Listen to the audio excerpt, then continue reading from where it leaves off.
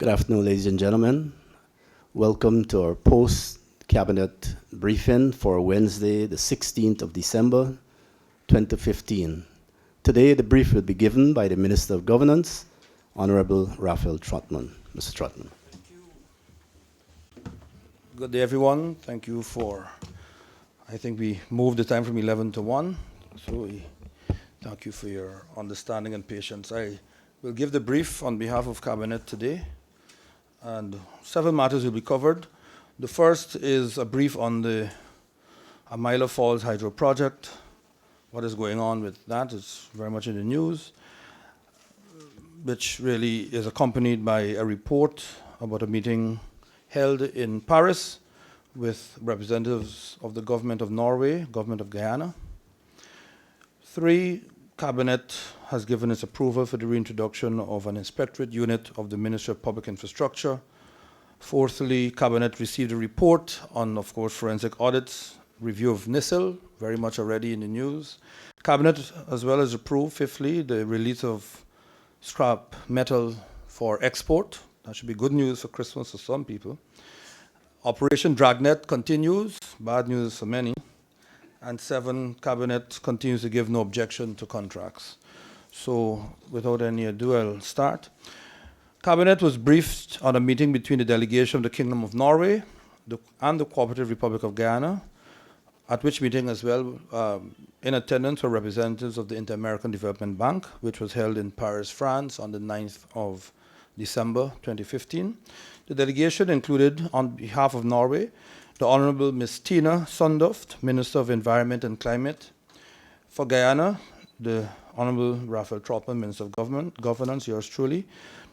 Honorable Winston Jordan, Minister of Finance. And for the IDB, Mr. Gerald Johnson, who is General Manager of Caribbean Region Countries, Ms. Sophie Makwanen, and a representative of both their Washington and offices in Spain.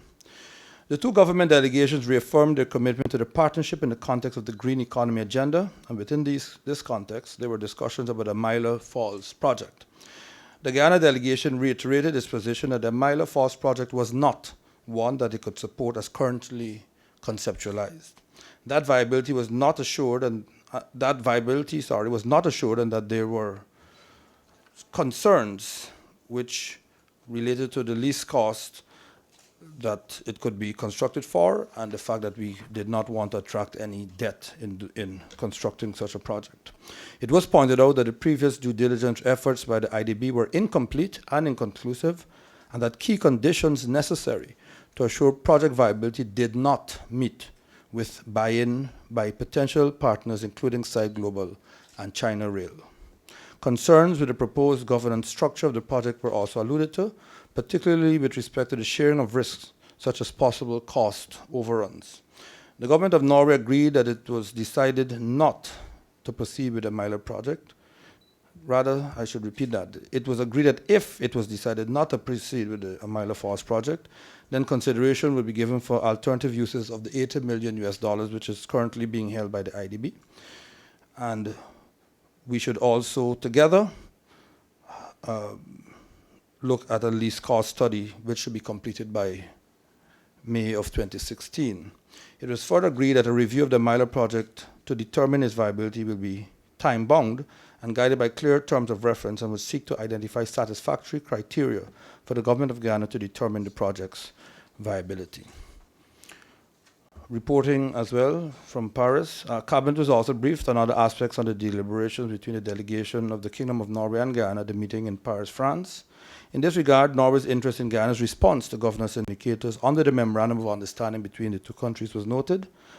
Specifically, Norway was keen to see Guyana become a member of the Extractive Industries Transparency Initiative, a process which is ongoing. It was stated that capacity building and institutional strengthening were priority needs for Guyana. It was also noted by Norway that support for the Guyana Power and Light Inc. to improve energy efficiency is a low-carbon activity and may qualify for support from the Guyana Red Investment Fund, the GRIF Fund. Thirdly, Cabinet approved the reintroduction of an inspectorate within the Ministry of Public Infrastructure. This unit will be responsible for the inspection of all government infrastructural projects, with a view of ensuring that there is full compliance with the specifications and requirements of contracts, and to ensure that consultants and contractors do not produce substandard work. It was noted that there were some failed projects while others were plagued with shoddy and substandard work that resulted in the problems related to the cost and time overruns. Specifically, the unit will review the bills of quantities of projects, also review all specifications and quality control information placed in tender documents to ensure that they conform to designs. Also carry out regular inspections of projects during and after construction that the people of Guyana to ensure that the people of Guyana are receiving value for their money. The inspectorate as well will ensure that all health, safety, and environmental checks are observed, requirements are observed by all contractors. Moving on, Cabinet received a report of the forensic audit and review of the operations of the National Industrial and Commercial Investment Limited, NISL. Members agreed to review the report individually and to return for a full discussion of the report at the next Cabinet meeting. Fifthly, it may be recalled that on June 15, 2015, the Ministry of Housing suspended the scrap metal trade and halted the operation of the scrap metal unit within that ministry to facilitate a forensic audit. At the time of suspension, 42 containers of scrap metal were on the wharves to be exported. These containers are still there. Cabinet has therefore given, after consideration, its approval for the release of 42 containers for shipment out of Guyana. It must be noted that this is a one-off transaction and in no way signals a resumption of the scrap metal trade. The implications of a resumption of the trade will be examined by a special team to be set up by Cabinet. The Honorable Minister of Public Security briefed Cabinet on Operation Dragnet as it was ongoing. Cabinet noted the positive impact of Dragnet, resulting in a reduction of crimes overall, a more timely arrival of the police at crime scenes, and an increase in the number of arrests. And a report was provided, which I can share some details of later in terms of seizures and interceptions and so forth. And lastly, Cabinet continued to grant its no objection to the award of contracts. Contracts to the value of $1,555,577,707 were granted no objection as follows. One, for the construction of Madia Community Roads, Region 8, Lot 3, Campbelltown to Primary School, and the cenotaph to the Dormitory Road. That sum is $235,117,630. Contract awarded to Technocon Investment, Procurement, and General Contracting Solutions. Lot number 4, Madia again, Hospital Roundabout to Campbelltown, main access into Madia Roundabout to Government Quarters. The sum of that contract, $302,310,531. That contract was awarded to JR Ranch Incorporated. Region 3, Leg 1, the construction of riprap river defenses at Crane Garden. Contract awarded for the sum of $52,102,500. General Contractors Incorporated. For the Guyana Fire Service, the purchase of 60 drums of foam concentrate. Sum of $20,272,500. That contract was awarded to Industrial Safety Supplies Incorporated. For the Ministry of Education's work, the supply and installation and testing of secondary competency certificate program, the contract for $5,207,400. Hardware Depot won that contract for the sum of $15,281,600. Contract awarded to South Caribbean Distributors. So 2 contractors were able to benefit from that bid. Fifthly, for the purchase of and installation of furniture for the University of Guyana, the sum of US $833,257 to a German company, Waldner GmbH, and I believe that the students and the professors and lecturers at UG will be very pleased that new furniture is coming. That equates, there's also another contract for the sum of $1 million, $141,844, again for the University of Guyana. Moving on, for the supply and delivery of computers and accessories and the networking of labs, Ministry of Education, $35,078,768, NT Computech. For the Georgetown Public Hospital Corporation, dialysis fluids, $34,708,654, contract awarded to New GPC Inc. For the construction of a storage bond, Pesticide and Toxic Chemicals Board, Monrepo, Ministry of Agriculture, contract sum was increased from $3,200,000 from $42,437,736. That contract was awarded to CRAM Civil Engineering and Woodworking Establishment. For the provision of consultancy services for the design and construction of access roads in regions 2, 3, and 5. Parika Paved Road, Public Road, Nimrick Cross Dam, Region 3. Ruby Paved Road, Public Road, Ruby Parika Cross Dam to Parika Primary School. Luluni All-Weather Road, Kurukururu, that's Region 4 now. And Onfawak All-Weather Road, Region 5. Additional works will cost $34,588,285. The original sum was $128,838,909. SRKN Engineering has won that bid. For the construction of a tail-regulated Buxton East Sideline, Region 4, contract for the sum of $15,918,360, H. North and Sons.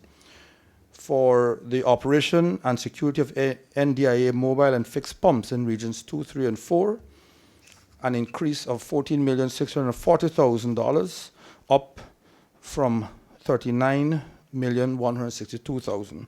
That contract was awarded to General Engineering and Supplies and Services. For the supply of labor and materials for the installation of pipelines and service connections at Hillfoot, Lynn, and Susdike Highway, contract for the sum of $16,224,915. The contract was awarded to Million Mountain Engineering. Million Mountain Engineering also secured a contract to do work in the Wisma-Mackenzie Bridge in the sum of $17,751,500. Contract for the provision of security services at e-government and LGE sites, Ministry of the Presidency. Contract was increased, the sum, by $24,955,776, up from $49,911,552. And there's a contract for the sum of $10,304,698 awarded to Amazon Security and Investigation Services. For the construction and resurfacing of the National Park tarmac, Guyana Revenue Authority is undertaking this bill because the tarmac is used to house the scanner whenever it is needed, and there was some damage. That contract is for the sum of $18,753,000. The works will be undertaken by the Ministry of Works. For the supply of tractors, trailers, plows, and harrows, Ministry of Indigenous Peoples Affairs, a contract for the sum of $52,080,000 was awarded to General Equipment Ghana Limited. For the procurement of electrical line hardware materials for Central Housing and Planning Authority, contracts in the sums of $12,140,435, Tells Engineering. Another for $15,505,910 was awarded to SPR Enterprise. Another for $57,596,025, Ramatar and Sons. Another for RAMOUTAR. Another for $31,515,750, Ramatar and Sons again. For the supply of CCTV surveillance systems for the Guyana Prison Service, Ministry of Public Security, a contract for this in the amount of $20,909,711 NT Computech. That is the sum of all the contracts awarded.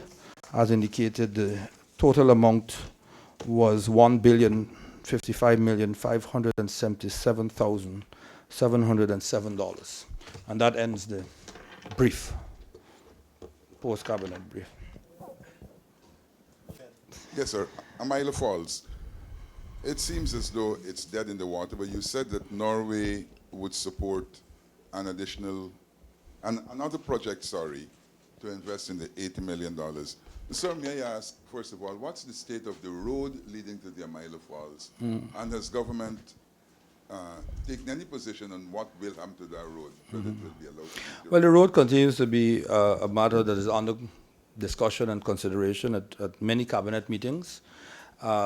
the road was built, of course, towards the Milo Falls. It is being unofficially used by illegal loggers and miners and others. So government is yet to take a position, but at the end of the day, we can't afford to see an almost $50 million US road not be in some use. So the Minister of Public Infrastructure in particular has been asked to present a proposal or proposals that would inform Cabinet's decision. And the 80 million, the diversion, what other projects? Well, any other project has to be a clean, renewable energy project. So the IDB is currently doing a least cost study of other hydro sites. We continue to receive scores of applications for persons to do hydro, solar, wind, and other projects. So I think once, not if, but when we settle on one or a few, that 80 million, if a mile is not viable, can be diverted to look at some of those. And as stated, the IDB and Norway seem to agree that the capacity building for GPL could be supported by some of these GRIF funds as well. Hitherto, GPL was almost on its own. But even if you were to put in a hydro project successfully, GPL's management and line and equipment would have to be improved to be able to function at an optimum or near to an optimum. Are there any discussions ongoing with regards to renewal of the guidance or agreement? The mic, yes. Well, of course, the basis of the meeting held last week, Tuesday, in Paris was very much about the MOU and its renewal. So both sides have committed to its renewal. The ambassador of Norway, based in Brazil, will be visiting in January, and I think we'll take things a step further. So yes, those talks are ongoing, and we've both committed to renewing and continuing and renewing our relationship.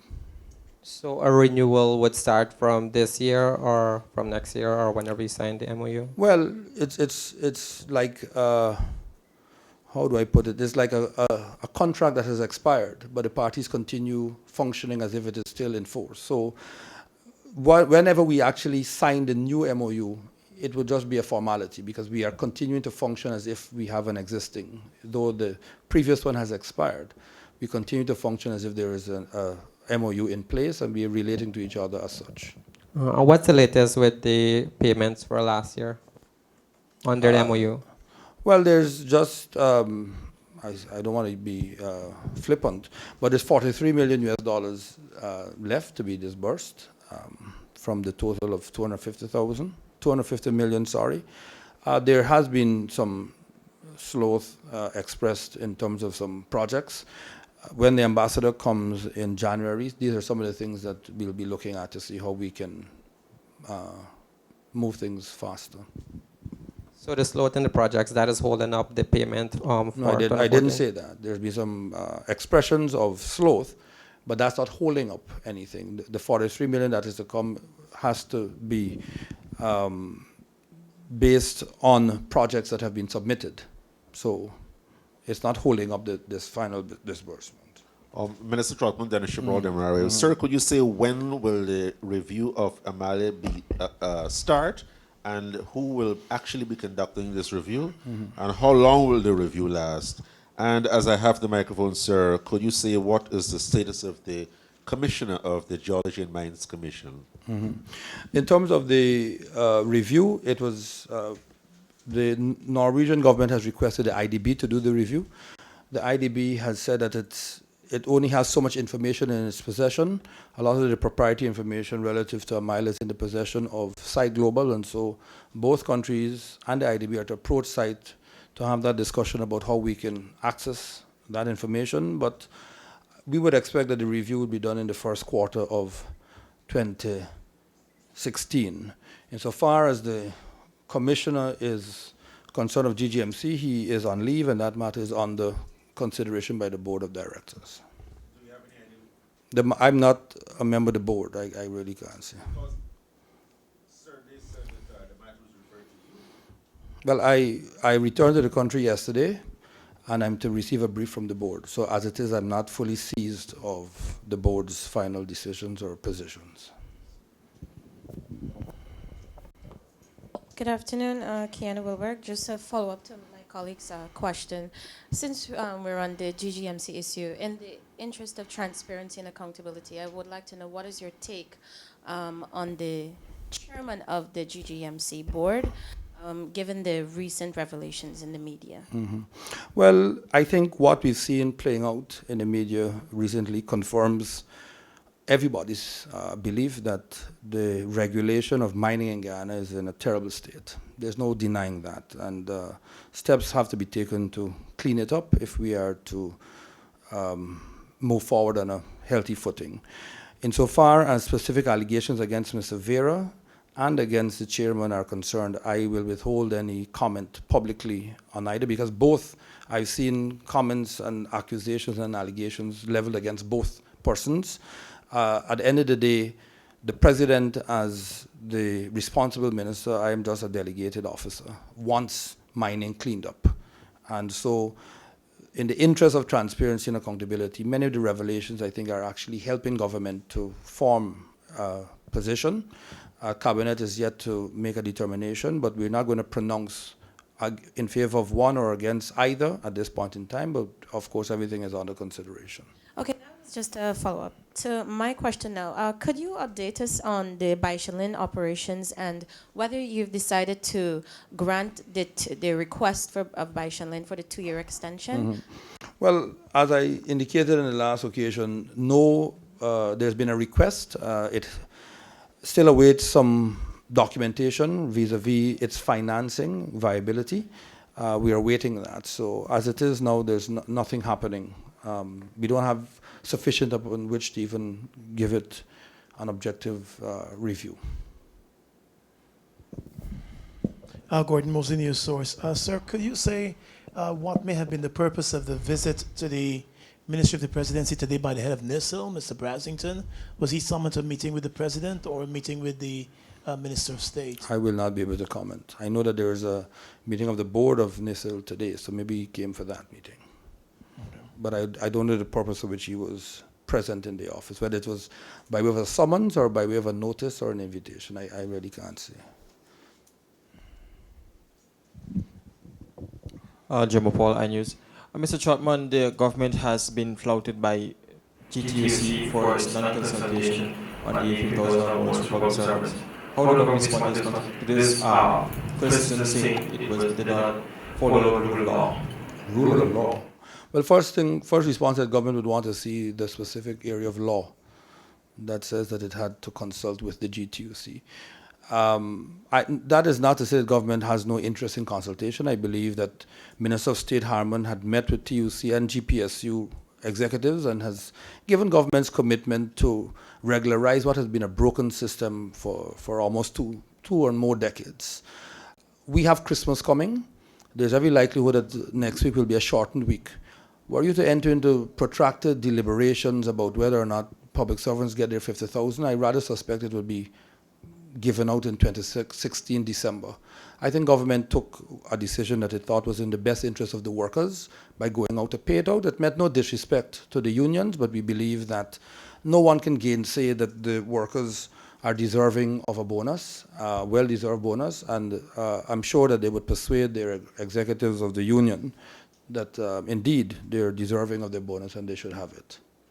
I don't know if that the union is upset that a bonus was given. I don't see how it could be. So I think, had government taken the decision to get into negotiations and discussions, this would have been happening until next year, December. But as I said in the beginning, maybe it's not a matter of law, but of principle.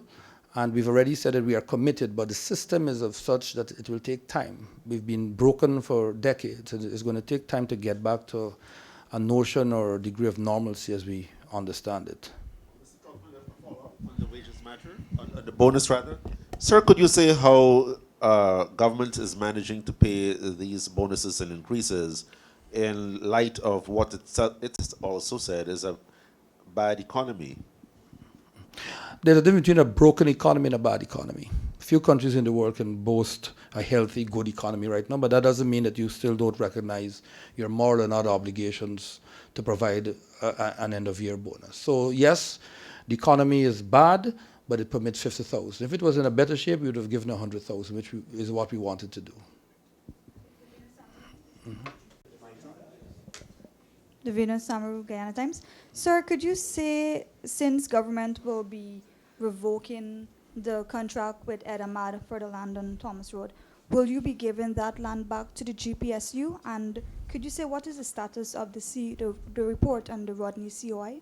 It was supposed to be handed in yesterday, I believe. Well, in terms of, I think it is reported already that the lease was terminated to Ed Ahmad at the beginning of this month of December. And therefore, if the lease is terminated, the land will vest in the status quo ante, if I can use a legal phrase, obtained. It means that what happened on the day before that unlawful lease was granted would be. So GPSU would have, of course, responsibility for the land again. Insofar as the second question was Rodney. Well, the chairman of the commission has written His Excellency asking for extensions to next year. I believe that the president, in his best judgment and taking everything into consideration, had said that the country cannot. This has been an agonizing and, to some extent, a painful matter. As last advice, the president has said that we can't just keep giving extensions on something that has gone on over 2 years. That was meant to last for several months. We have tried to be as accommodating as possible. We've given one extension, and now it would appear that another is being sought. I'm not aware of a decision on behalf of His Excellency, but I am minded to believe that further extensions will not be accommodated. Sir, to my understanding, the request that was made by the chairman of the commission was for more sit-ins of the Rodney COI, but the extension that was granted by the Prime Minister was for the submission of the report, and that extension was for yesterday. The request which was denied was for more sit-ins, but the request for the report submission was extended to December 15th, but that report was not submitted. Well, okay, your understanding is misunderstood. Okay. In fact, the chairman wrote asking for an extension because he had some personal families, some bereavements, etc., and that there were logistical issues in gathering the three commissioners together. Not one lives in Trinidad, one in Barbados, one in Jamaica. Issues about staff availability, access to transcripts and so forth. So it had nothing to do with further sittings.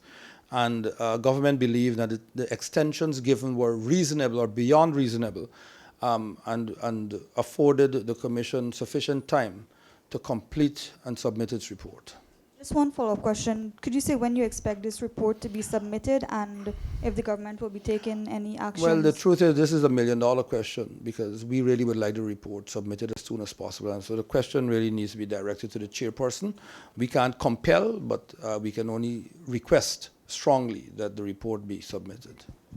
Mr. Trotman, Marcel Thorman, Starbrook News. Taking you back to Bai Shanling, sir. I want to know if the agreements between government and Bai Shanling, if they will be laid in the National Assembly.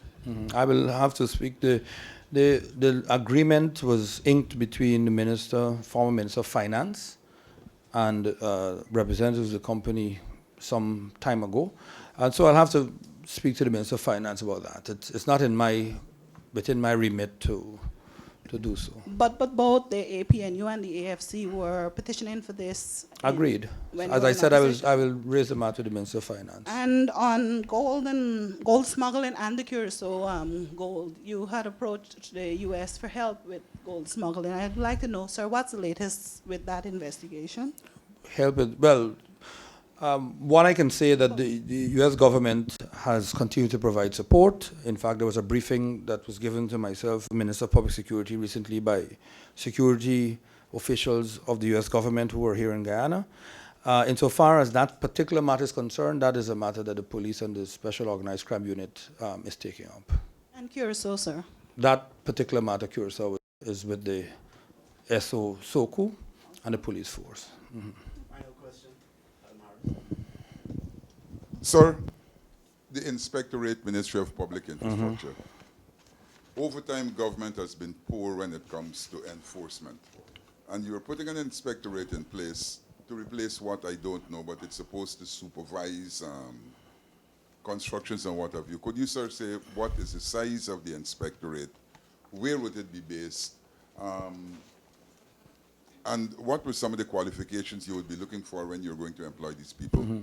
Well, I know that I can't speak to its size, but the Minister of Public Infrastructure, who himself has a background in construction, he's a quantity surveyor, so he very well appreciates the inspectorate function, but with regards to building. So the intention is to have an office that is staffed by qualified engineers and quantity surveyors, and they will be housed at the Ministry of Public Infrastructure, and it is their duty to go out to examine works.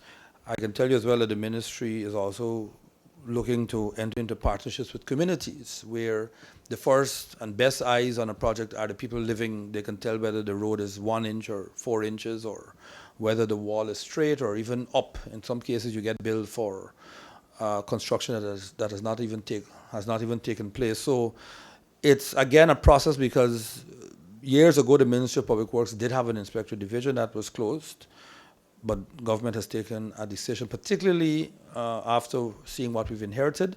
A report was laid before Cabinet yesterday on the Cato School, which we know has exceeded $1 billion for a school, and continuing, because it is still not complete. It still has to be furnished. And I believe that in itself demands that we do something. So it's going to take some time to get the division or the unit up to full strength, but we're looking to have qualified engineers and quantity surveyors. Thank you very much, everyone.